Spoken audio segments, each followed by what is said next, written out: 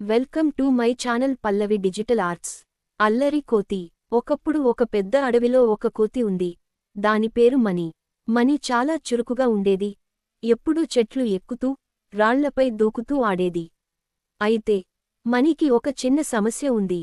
అది ఎప్పుడూ అలసత్వం చేస్తూ పనులు దాచిపెట్టేది. ఒకరోజు అడవిలో జంతువులందరూ కలిసి ఆహారాన్ని సేకరించాలని నిర్ణయించుకున్నారు.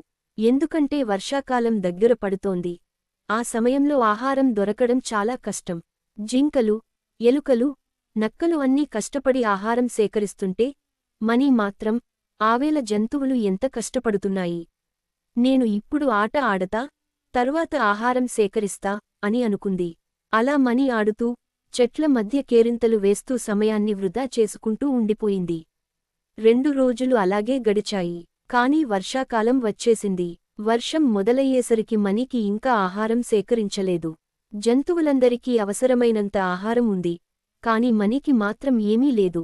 అప్పుడు మణి వేరే జంతువుల దగ్గరకు వెళ్లి ఆహారం అడిగింది.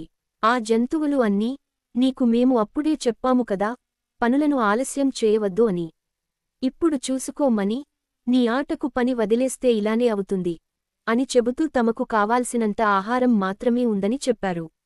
మణి చాలా బాధపడింది. అది అప్పుడు గ్రహించింది, సమయం వృధా చేయకుండా ముందే పనులు పూర్తి చేసుకోవాలి అని.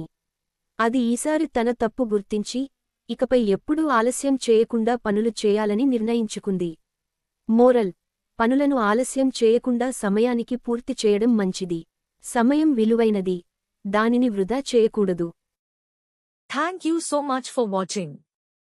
Please like, share and subscribe.